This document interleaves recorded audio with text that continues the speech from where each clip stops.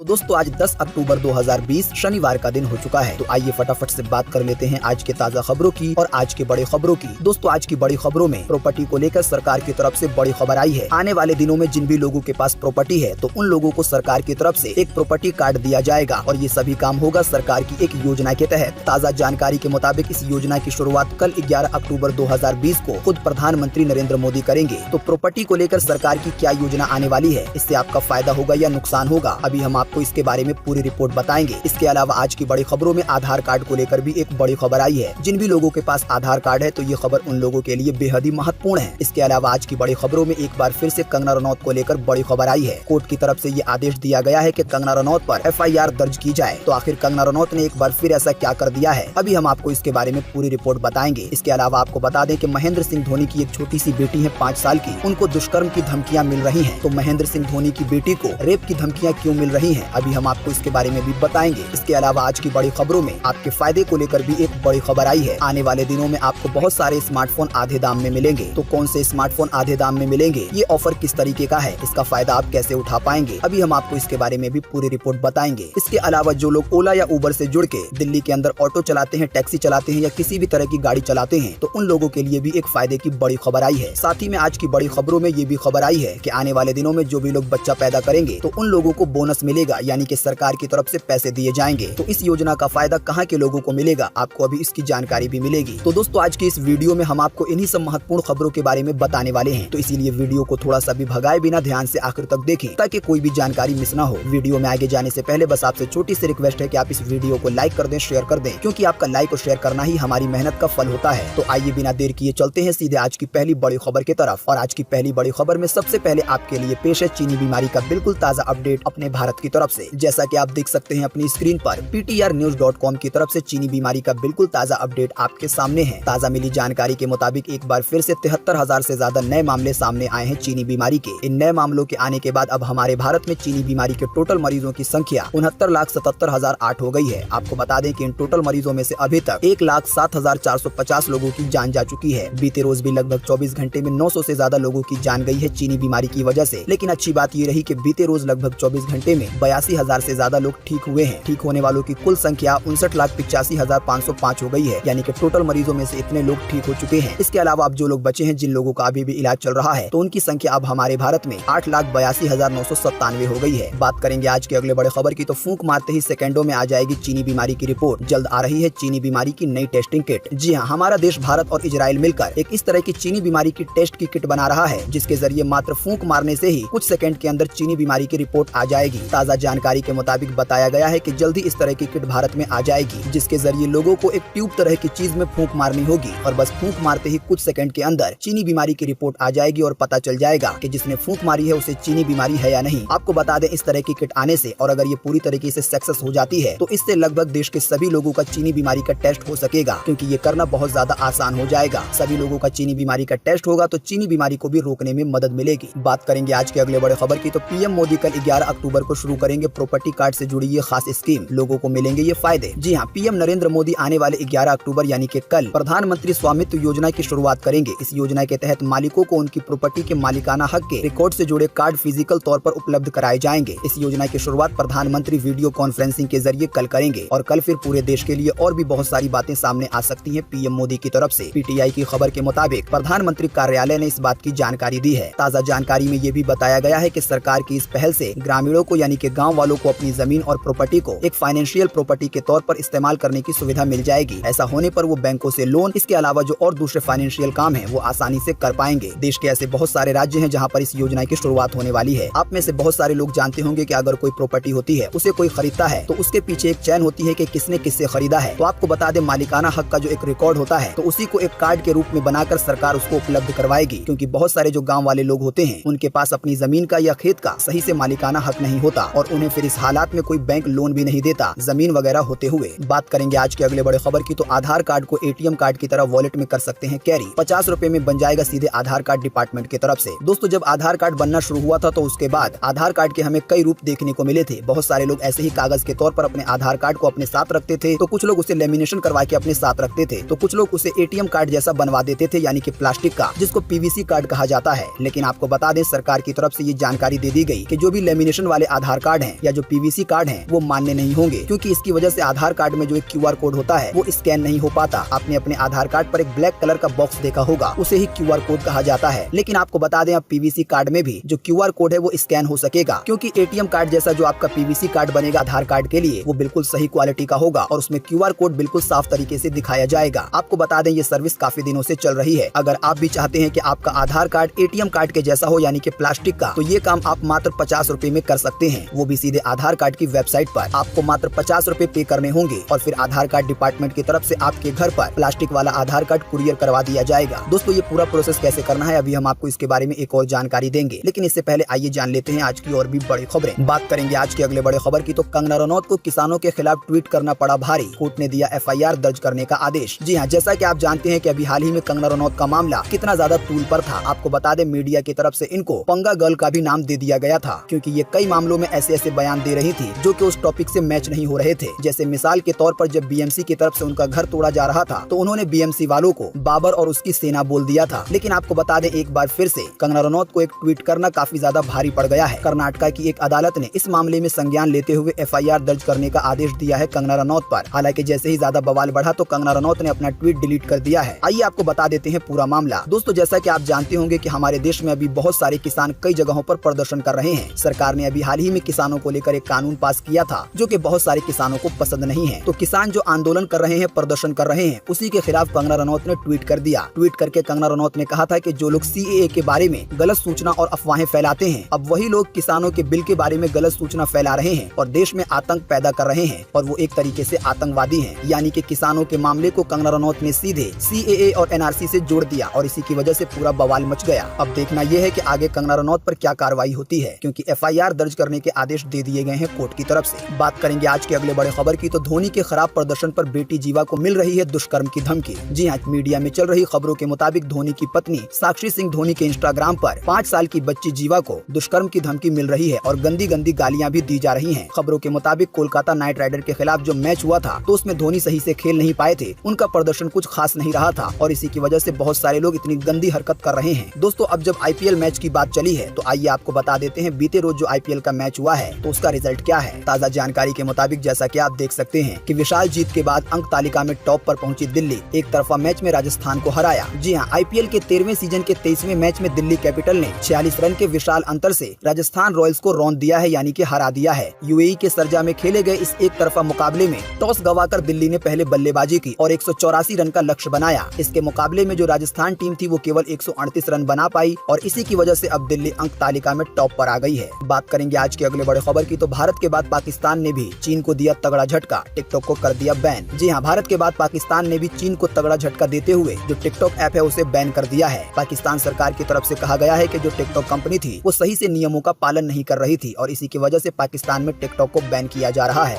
बात करेंगे आज के अगले बड़े खबर की, तो ओला के साथ बिजनेस करके कमाए ढेर सारे पैसे। जी हाँ, जिन भी लोगों के पास अपनी गाड़ी है, यानी कि कार है या ऑटो है या किसी भी तरह की गाड़ी है जिससे आप सवारी को एक जगह से दूसरी जगह पर छोड़ सकते हैं, तो आप अपनी गाड़ी के जरिए ओला से जुड़कर बहुत अच्छे पैसे कमा सकते हैं। जो भी कार वाले या ऑटो वाले ओला से जुड़ते हैं तो उनकी अच्छी कमाई होती है। लेकिन आपको बता दें, इसी के साथ अब ये भी रिपोर्ट आ रही है कि धीरे धीरे कमाई कम होती जा रही है क्योंकि कंपटीशन बहुत ज्यादा बढ़ गया है। इसके अलावा जो ओला या उबर जैसी कंपनियां होती हैं तो वो अपना कमीशन भी लेती हैं। इसी की वजह से ओला के साथ जुड़कर ढेर सारे पैसा कमाना थोड़ा सा टफ हो गया है। लेकिन आपको बता दें, आने वाले दिनों में एक स्टार्टअप कंपनी आ सकती है जो कि कार वालों को, ऑटो वालों को काफी अच्छा फायदा दे सकती है, क्योंकि ये कंपनी आपसे ओला या उबर की तरह ढेर सारा डिस्काउंट नहीं लेगी। 20%, 30% या 15%। जब कोई यात्री सफर करने के लिए अपना डेस्टिनेशन ऐप में सेट करेगा तो उसको जितने पैसे दिखाए जाएंगे तो लगभग वो सारे पैसे ऑटो ड्राइवर को या कार ड्राइवर को ही मिल जाएंगे। तो जो भी ऐसे ओला या उबर वाले हैं जिनकी कमाई अच्छी नहीं हो पा रही है तो इस वाली कंपनी के जरिए काफी अच्छी कमाई हो पाएगी। फिलहाल ये सर्विस आने वाले दिनों में दिल्ली के अंदर शुरू हो सकती है। तो जो भी ऐसे ड्राइवर हैं या कार के या ऑटो के मालिक हैं जो कि दिल्ली में अपनी गाड़ियों को चलवाते हैं या चलाते हैं तो वो लोग इस वाली मेल ID पर संपर्क कर सकते हैं जो कि अभी आपकी स्क्रीन के सामने है और पूरा प्लान क्या है इसके बारे में समझ सकते हैं। सबसे अच्छी बात ऑटो वालों के लिए या टैक्सी वालों के लिए ये होगी कि उनको सवारी भी दी जाएगी इस नई कंपनी की तरफ से। इसके अलावा उनसे कोई कमीशन भी नहीं लिया जाएगा। साथ ही में ये भी खबर आई है कि इस कंपनी के जरिए जो लोग सफर करेंगे, यानी कि जो यात्री होंगे, तो उनको भी ओला उबर जैसी कंपनियों के मुकाबले में सफर सस्ता पड़ेगा। आप किसी ऑटो या टैक्सी वाले से डायरेक्ट बात करके जब सफर करते हैं और जितना सस्ता आपको पड़ता है तो लगभग उतना ही सस्ता आपको पड़ेगा। दोस्तों, अगली खबर के बारे में बताने से पहले आपके लिए हमारा एक बड़ा सर्वे और एक बड़ा सवाल इसी खबर से जुड़ा हुआ। आप हमें इसी वीडियो के नीचे कमेंट बॉक्स में कमेंट करके बताएं कि क्या आपने कभी ओला से या उबर से सफर किया है, और अपनी पर्सनल राय के हिसाब से बताएं कि ओला या उबर से सफर करने से जो सफर करना है वो आपको सस्ता पड़ता है या महंगा पड़ता है, आप खुद से जब ऑटो या टैक्सी वाले से बात करके जाते हैं उसके मुकाबले। तो फटाफट से अपना जवाब इसी वीडियो के नीचे कमेंट बॉक्स में जरूर लिखें, इससे आने वाले दिनों में आपका भी फायदा हो सकता है। बात करेंगे आज के अगले बड़े खबर की, तो 50% तक सस्ता खरीदना चाहते हैं टीवी, फ्रिज या दूसरा इलेक्ट्रॉनिक सामान, तो आपको यहाँ पर करना होगा विजिट। जी हाँ, आने वाले दिनों में जैसा कि आप जानते हैं कि बहुत सारे त्योहार आने वाले हैं और इसी की वजह से बहुत सारी कंपनियां इस तरह का सेल जारी कर रही हैं ताकि उनकी दुकानदारी ज्यादा से ज्यादा हो। कंपटीशन के दौर में ग्राहकों का फायदा होगा। ताज़ा जानकारी के मुताबिक अमेज़न पर सेल शुरू होने वाली है 17 अक्टूबर 2020 से। इसी सेल को लेकर ये खबर आई है ताज़ा रिपोर्ट के मुताबिक कि इस सेल में आपको बहुत सारे सामान पर 50% का डिस्काउंट मिलेगा। यानी मिसाल के तौर पर कोई सामान 1000 रुपए का है तो वो आपको मात्र 500 रुपए में मिलेगा। आपको बता दें बहुत सारे ऐसे मोबाइल फोन हो सकते हैं जिस पर आपको 30%, 40% या 50% भी डिस्काउंट मिल जाए। बात करेंगे आज के अगले बड़े खबर की, तो अब चीन ने किया दावा। चीन के वुहान शहर में नहीं बल्कि चीनी बीमारी पहले ही दुनिया के दूसरे हिस्सों में फैल चुकी थी। जी हाँ, अब तक चीनी बीमारी के दुनिया में फैलने को लेकर आलोचनाओं का शिकार कर रहे चीन ने बीते रोज शुक्रवार को एक नया दावा कर दिया है। चीन का कहना है कि ये जो चीनी बीमारी है, ये जो वायरस है, इसका संक्रमण पिछले साल दुनिया के अलग अलग हिस्सों में फैला था। यानी कि चीन से पहले भी ये जो चीनी बीमारी है वो दुनिया के दूसरे हिस्सों में फैल चुकी थी, लेकिन सबसे पहले इस संबंध में चाइना ने जानकारी दी थी और इस पर कार्रवाई की थी। चीन ने इस आरोप का खंडन किया है कि महामारी में तब्दील होने से पहले ये घातक बीमारी वुहान में पैदा हुआ है। यानी कि चीन ने अपने दावे में इस बात को साफ किया है कि ये जो चीनी बीमारी वाला वायरस है ये चाइना से नहीं आया है। ताज़ा जानकारी के मुताबिक ये बताया गया है कि ये एक नए तरीके का वायरस है जो कि चाइना से पहले ही देश के कई हिस्सों में पहले ही फैल चुका था, लेकिन इस बात की जानकारी खुद चाइना ने दी और इस पर कार्रवाई की दावे के मुताबिक। साथ ही में चीनी बीमारी को लेकर चाइना की तरफ से इस बात को भी मना कर दिया गया है और खारिज कर दिया गया है, जिसमें ये कहा जा रहा था कि चीनी बीमारी चमगादड़ की वजह से या पेंगोलिन की वजह से फैली है और इसकी शुरुआत चाइना से हुई है। बात करेंगे आज के अगले बड़े खबर की, तो प्रदूषण को नियंत्रण में करने के लिए सरकार 20 करोड़ की लागत से कनॉट प्लेस में लगाएगी स्मोक टावर। जी हाँ, दिल्ली के मुख्यमंत्री अरविंद केजरीवाल ने शुक्रवार को कहा है कि प्रदूषण को काबू में करने के लिए दिल्ली सरकार ने कनॉट प्लेस में 20 करोड़ रुपए की लागत से स्मोक टावर लगाने का फैसला किया है। साथ ही में ये भी जानकारी आई है कि इसी तरह का टावर केंद्र सरकार की तरफ से आनंद विहार में लगाया जाएगा। ये टावर ऊपर से हवा को खींचेगा और नीचे से उस हवा को साफ करके छोड़ देगा। ये एक तरीके से बहुत बड़ा एयर प्यूरिफायर होगा और इसी की वजह से पोल्यूशन को काबू करने में थोड़ी सी मदद मिल सकती है। इसको तैयार होने में लगभग 10 महीने का वक्त लग सकता है। दोस्तों, पोल्यूशन की वजह से या पेड़ काटने की वजह से या गंदगी होने की वजह से सिर्फ इंसानों पे नहीं बल्कि फूलों पर भी इसका असर हो रहा है। जैसा कि आप देख सकते हैं अपनी स्क्रीन पर कि इंसान ही नहीं फूलों पर भी जलवायु परिवर्तन का असर समय के साथ बदल रहे हैं अपना रंग। जी हाँ, जलवायु परिवर्तन में सिर्फ इंसान ही नहीं बल्कि फूल भी जूझ रहे हैं। ये परिवर्तन फूलों को इस कदर से प्रभावित कर रहा है कि फूलों ने अपना रंग बदलना शुरू कर दिया है और ये बदलाव हो रहा है जलवायु की वजह से। तो दोस्तों, इसीलिए अपने आसपास में सफाई रखें, जितना हो सके अपनी तरफ से कोशिश करें कि हमारी वजह से कम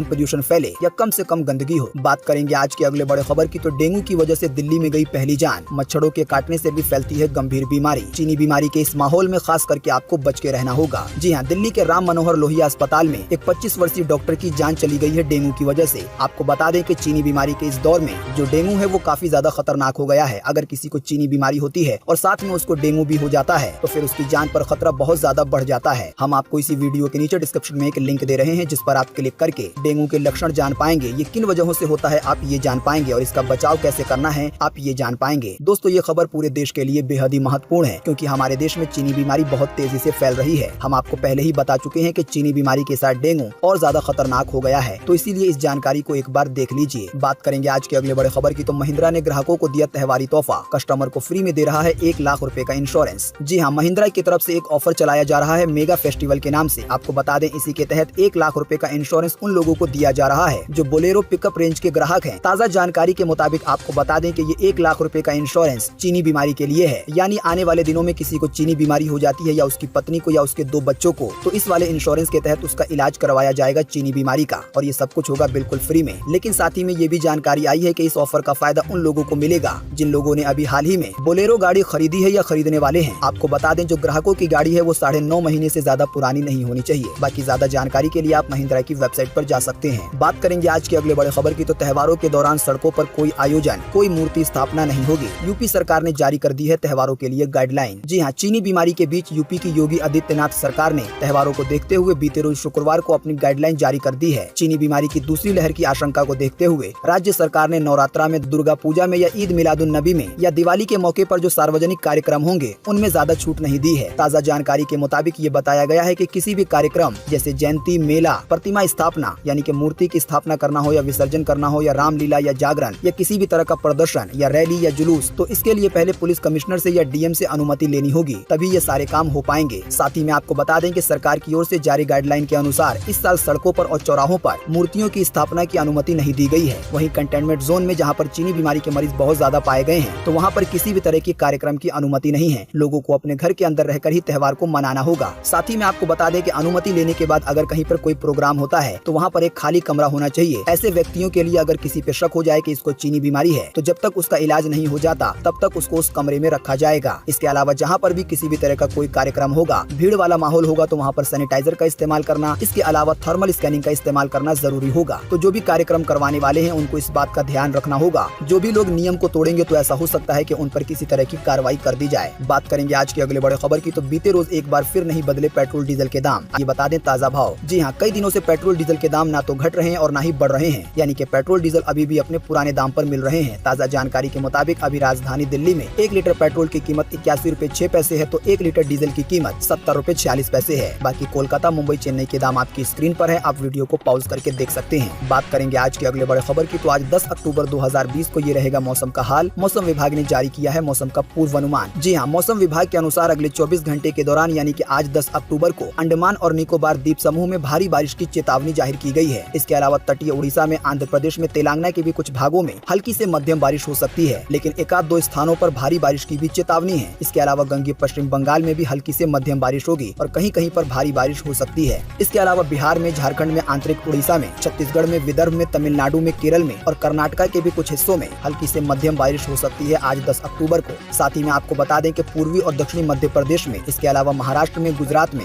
और साथ ही में पूर्व उत्तर भारत के कुछ इलाकों में और लक्षद्वीप के भी 1-2 स्थानों पर हल्की बारिश का अनुमान है। स्काईमेट वेदर की ये रिपोर्ट थी मौसम को लेकर। बात करेंगे आज के अगले बड़े खबर की, तो निलंबित इंस्पेक्टर ने खुद कबूला दुष्कर्म की धारा नहीं जोड़ना चाहते थे। जी हाँ, जैसा कि आप जानते होंगे कि हमारे देश में एक बहुत बड़ा अभी दुष्कर्म का मामला हुआ यूपी के हाथरस इलाके में, और ये मामला अभी तक चल रहा है। अब ये मामला सुप्रीम कोर्ट तक भी पहुंच गया है और इसकी जांच में अब सीबीआई भी जुट गई है। लेकिन आपको बता दें, इसी केस को लेकर एक बड़ी रिपोर्ट सामने आई है। आपको बता दें, जिस समय युवती के साथ दुष्कर्म किया गया था, तो जो इंस्पेक्टर इस केस की छानबीन कर रहे थे, वो खुद जानबूझकर चाहते थे कि इस केस में जो दुष्कर्म की धारा है वो ना लगाई जाए, यानी कि जो असल में इंस्पेक्टर थे वो आरोपियों से मिले हुए थे। आपको बता दें, ये जो पुलिस अधिकारी हैं, अब इन्हें निलंबित कर दिया गया है, यानी कि सस्पेंड कर दिया गया है। सस्पेंड होने के बाद एक न्यूज संस्था से बात करते हुए इन्होंने अपनी सारी बातें बताई हैं। इंस्पेक्टर की तरफ से ये भी बातें बताई गई हैं कि जब युवती के साथ दुष्कर्म हुआ था, तो जो पुलिस विभाग है उसने फुर्ती के साथ इस केस पर काम नहीं किया और ना ही फुर्ती के साथ उसको मेडिकल ट्रीटमेंट दिया और ना ही फुर्ती के साथ उसको अस्पताल लेकर गए। ताजा जानकारी के मुताबिक आपको बता दें कि इंस्पेक्टर ने ये सारी बातें खुद अपने आप से कैमरे के सामने कही हैं। तो आप सोच सकते हैं कि दुष्कर्म के मामले को लेकर हमारे देश में क्या हाल है।